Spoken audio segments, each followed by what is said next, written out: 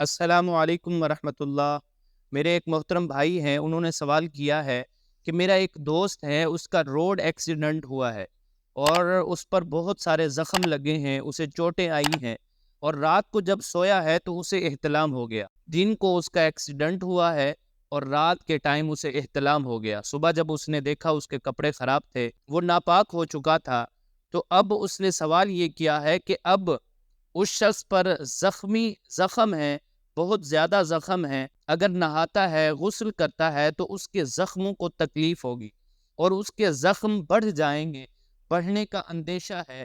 اب آیا وہ شخص غسل کیسے کرے، یا اگر غسل نہیں کرے گا تو کیا تیمم کر سکتا ہے؟ تو اس کا جواب یہ ہے کہ زخمی شخص پر غسل کرنا فرض ہے، تیمم کی اس کے لیے کوئی صورت نہیں ہے۔ جو شخص زخمی ہے وہ غسل ہی کرے گا، لیکن اس غسل کی کچھ تفصیل ہے۔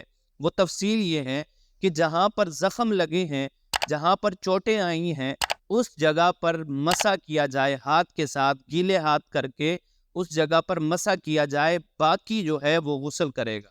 اور اگر وہ مسح بھی نہیں کر سکتا تو اس زخم کے اوپر کوئی چیز رکھ کر، کوئی کپڑا رکھ کر، کوئی پٹی باندھ کر اس پر ہاتھ پھیرے، اس کا مسح کرے۔ اس طریقے سے مسح کرنے کے بعد پھر وہ غسل کرے۔ غسل کرنا ہر صورت میں اس پر فرض ہوگا۔ اگر اس پر غسل فرض ہو گیا ہے تو تیمم کرنے کی اسے اجازت نہیں ہے، وہ تیمم سے پاک نہیں ہوگا، بلکہ اسے غسل کرنا ہی ہوگا۔ تیمم وہ شخص کر سکتا ہے جو بیمار ہو اور بیماری ایسی ہو کہ اگر وضو کرے گا یا غسل کرے گا تو اس بیماری کا بڑھ جانے کا خدشہ ہے، یا اس بیماری کی وجہ سے وہ مر جائے گا، تو اس صورت میں وہ شخص تیمم کرے گا۔ اور تیمم کی اور بھی بہت ساری صورتیں ہیں جس میں پانی پر قدرت نہ ہو، پانی موجود نہ ہو، بہت دور پانی ہو، لیکن جو شخص زخمی ہے، جس کا ایکسیڈنٹ ہوا ہے، جس کو زخم لگے ہوئے ہیں، اس شخص پر اگر غسل واجب ہو جائے تو وہ غسل ہی کرے گا، اس کو تیمم کرنے کی اجازت نہیں ہے۔ وہ تیمم سے پاک نہیں ہوگا، اس کے لیے غسل کرنا واجب ہے۔